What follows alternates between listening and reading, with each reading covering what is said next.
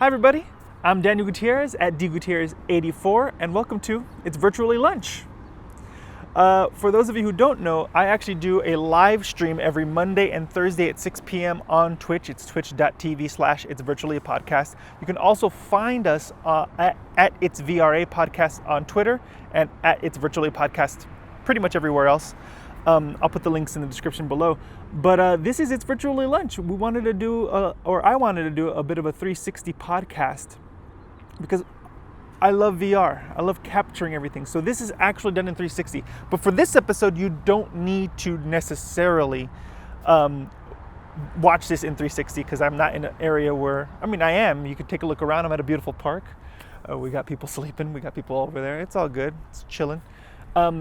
But I did this because I wanted to let everybody know you're not alone, and hopefully this will kind of make you feel less alone when you do feel that way, and we can just sit down and have some lunch.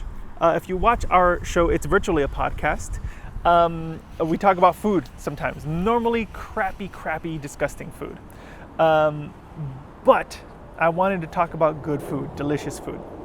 So I wanted to start off with my favorite burger on the face of the planet, right here, In-N-Out, a West Coast staple, and hands down the best burger for the price that I will ever say you can have. Because yes, are there better burgers than In-N-Out? Sure, absolutely.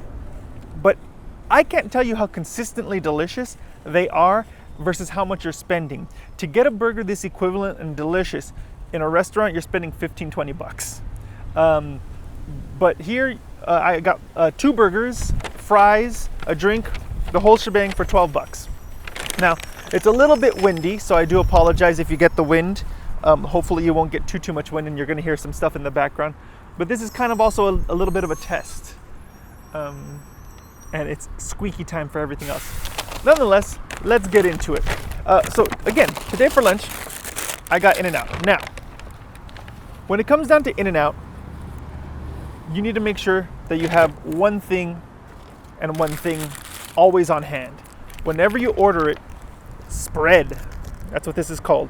It wasn't always something available, but they realized everybody loved it so much and people were requesting it that they finally put it in packages and you ask for it. Is it on their menu? No. In fact, a majority of the stuff that they can do is not on the menu.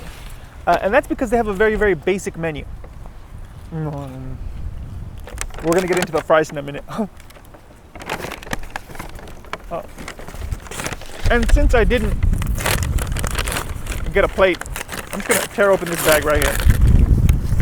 Turn everything onto its side. And we'll get things going here. All right. So, woohoo. So on their menu are burgers, cheeseburgers, and what are known as double doubles. Now double doubles are pretty much kind of like your Big Mac. You've got 2 beef patties, 2 pieces of cheese.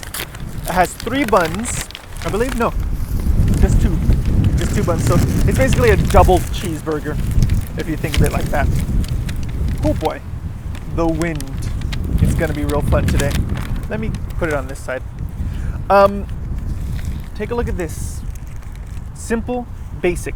Now, you can get what's called animal style, which means that they will grill the onions, chop them up into small cubes, grill them up, and then you'll have grilled onions and pickles added to your burger. You can also get the fries animal style, which means that they'll put cheese, grilled onions, and extra spread on there.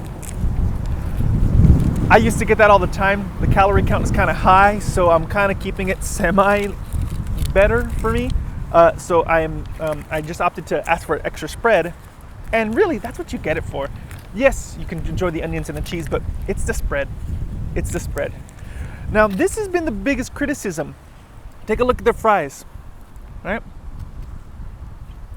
A lot of people don't like In-N-Out's fries. I personally love them, and it's not because they are the best fries. Granted, they are not the best fries, but I really like them because they're real potatoes. You see them cutting the potatoes on the inside all the time. You know, I eventually do want to do these lunches in the restaurants. The thing about In-N-Out is they don't really have restaurants. I would be sitting outside just the same as I am right now. The other thing that I do like that In-N-Out has is like, I'll tilt it in a little bit. They have the best tasting pink lemonade out of any other restaurant out there. So, and it's consistently delicious. So I highly, highly recommend it. Don't litter. I will be getting that momentarily. I just can't get up right now. But I recommend one other thing. If you are extra, extra hungry, some people will do a 3x3 or a 4x4. Basically, whenever you say that, that means meat to patty ratio. Meat to cheese ratio. So if you do a 3x3, that's 3 meats, 3 patties. 3x2, 3 meats, 3 cheeses. 3x2, 3 meats, 2 cheeses. So on and so forth. But I need to get 2 burgers. I get a double and I get a cheeseburger. I feel like you get more meal out of that, and I think it's roughly the same price. Maybe a little bit more, but not that bad. But man, it's just delicious. So on It's Virtually a Podcast, we talk about news and things like that. But today I didn't want to do that. Today I kind of wanted to talk about 360 videos and all that stuff. That's why I'm doing this on my own today. But in the future, I'll have people across and doing all that stuff. But first off, I'm using an Insta360 One X. And there are other cameras out there. There's actually a One X2, a more updated version, has a bigger battery life and a few other really cool things. In the future, I hope to have hope to have reviews of different cameras for those of you out there who are interested in 360 photography and 360 videography and stuff like that. There's only one 360 3D camera out there that is of consumer prices, and it's not very good. So you're either doing 360 or you're doing 3D video, and there are really good consumer 180 3D VR cameras out there. But how much does this cost? Well, the cameras on average are about $500 on average. There are some that are much cheaper, like around the $200 area. There are some that are more expensive, around closer to $1,000. I got this from Craigslist for about $250. So it was a steal, and that's why I took it. And I was like, you know what? It's good for me to test it out. But where does it end? You don't just get the camera, you need other things. But luckily, the accessories are actually not badly priced. Everything is about the $30 to $50 range, depending on what it is that you're getting. Now, the most expensive thing that you're going to need is a memory card. You want to make sure that your memory card is the most possible that you can get for your camera and the highest graded that you can get for your camera. Don't go stingy on that, because you're going to have issues in your rendering and in your processing later on. But what are some accessories that I got?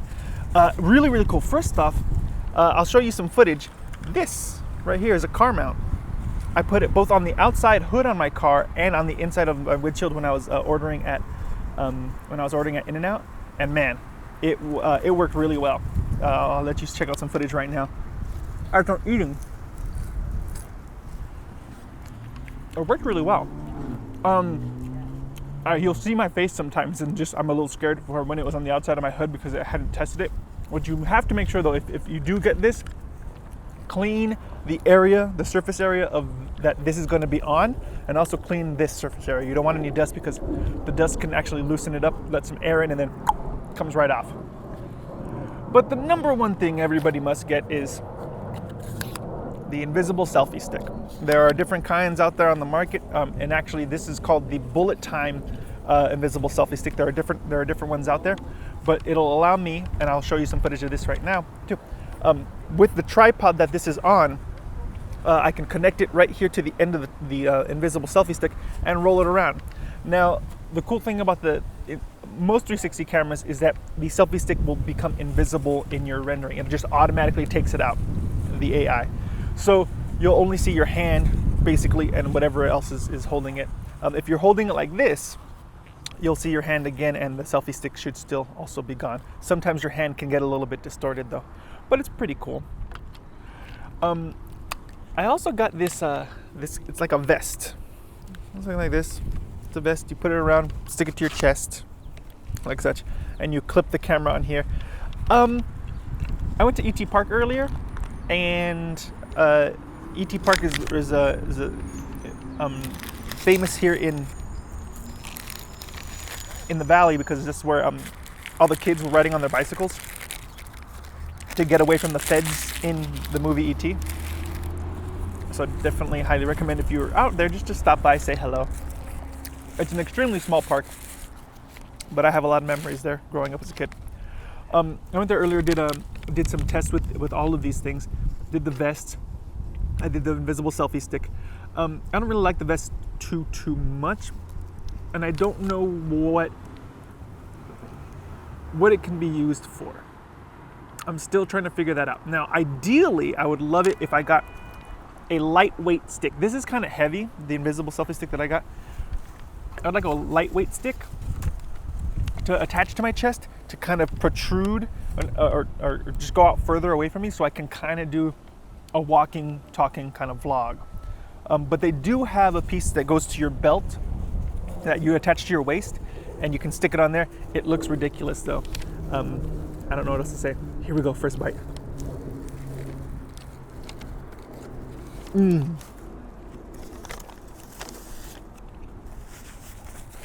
Oh my God.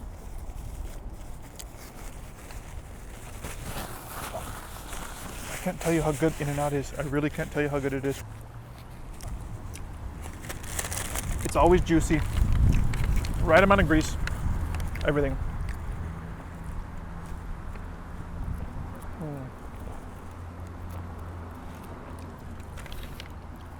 Now, I need one more bite. That was just delicious.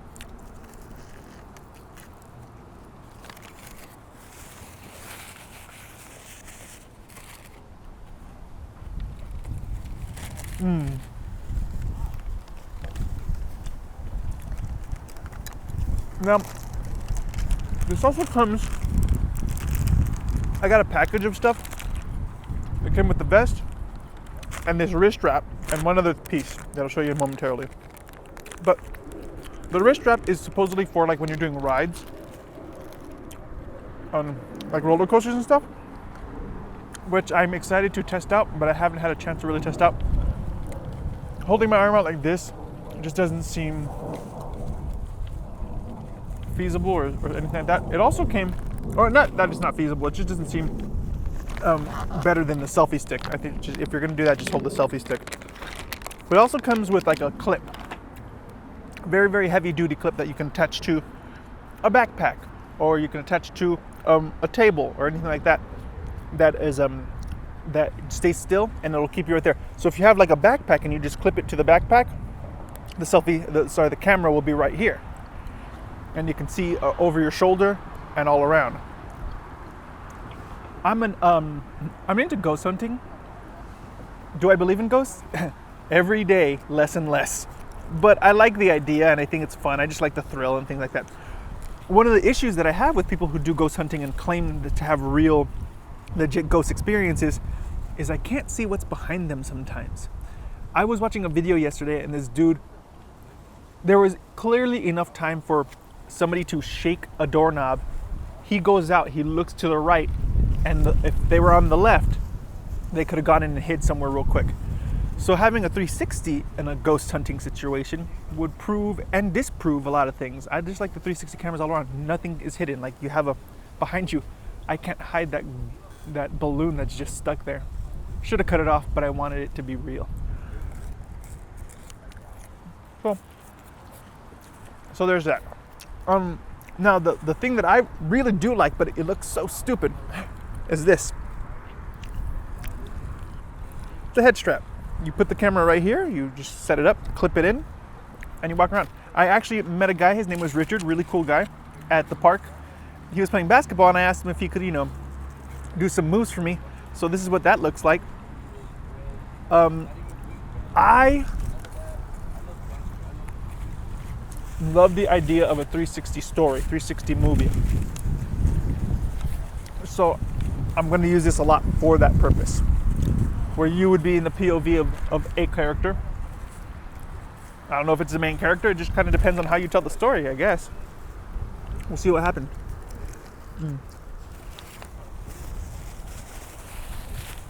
But still fun to do. Everything about that was really cool. Now, if you are interested in doing this and you're looking to upload, you have to take that into consideration. Number one, this is a lot of gigabytes. Every minute is about a gig of raw video. This shoots 4K, a little bit over 4K. I think it's like technically 5K. Anyways, it shoots better than 4K. And the battery lasts for about 45 minutes, roughly. And as you use it, it'll be less and less and less. So you're gonna wanna get extra batteries. So your investment probably should be in the ballpark of about $800, I would say, because that's what it's going to cost you to get all the proper equipment. Now, do you need this stuff? No.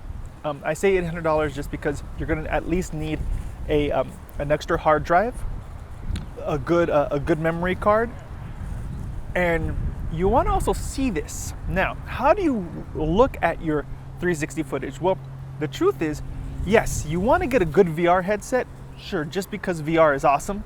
I always recommend it. Oculus is probably the cheapest, but if you want privacy, if you want to, some respect, and away from Facebook, then HTC Vive is the way to go. But Oculus can be done on its own without a computer. If you get a Vive, you're not just getting the $1,000 Vive, you're getting at least a $1,500, $1,600 computer in addition to that. You need a high-end computer in order to just even see these videos, and that's the problem that I have. I can't just go on I have an Oculus Rift, and I can't just go on YouTube and watch the videos or anything like that, and they look a little funky sometimes. So I recommend, most people have a smartphone, whether it be Android or iPhone. I recommend this. I'm not recommending this specific brand. This is just a brand that I felt would be worth it to try it out. It was kind of cheap, and I was like, okay, let me see if this works. So I recommend that to watch videos. Now, if you're looking to play games and things like that, you have no choice. You got to go to, at least good games, you have to go with the Oculus or the HTC Vive. Now, this battery itself is going to be going out in a little bit. So you have to think about editing. The good thing about Insta360 is they come with software that will allow you to edit.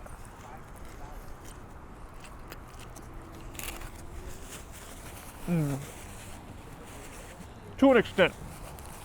If you're serious about this, you're gonna want to get some professional. You're gonna want to get some professional software. That just seems to be the more logical thing. And the professional software allows you to do transitions. Like, for example, the battery is about to die on this one because I've been using it, but I want to drain the batteries before changing things out. And I will change it out momentarily. But it'll allow you to do better transitions, stitch together different footage, and kind of manipulate it really, really well. But I will say the Insta360 video manipulation software that they have, not too shabby, pretty cool. If you follow us on Instagram, you'll see a video, a quick little picture that I took, because this also takes pictures as well as video, that I had a lot of fun with. When you tell your stories and when you upload them to YouTube, you got to keep in mind that it's only 20 minutes. It's only 30 minutes max allowed and no more than 10 gigs. And so if you're doing about a gig a minute, that makes sense. But there are ways to compress the video that I will be testing out myself. I haven't really played with it yet, but I will soon. There are ways to compress that video to bring it down so that it's a manageable amount, reasonable amount. But there's a lot of possibilities to this thing that I'm really, truly, truly excited for. A fully immersive entertainment podcast. Imagine, using one of these things at a wedding and being able to relive your wedding 10, 20, 30 years down the line and just be able to see the people who went there to share love with you. If you're divorced, it would be a nightmare, but you know what I'm saying. You get what I'm going at. Capturing history in 360, I think, is really, really cool. I would much rather capture it in 360 3D. I just don't got the scratch for that yet, but I will soon. Ooh. I'm gonna edit that out. In fact, I'm gonna edit right here. I'm gonna stop and then change out the battery and bring us back in. But let me know what you think of this transition, the editing from one to the other. What'd you think of that transition?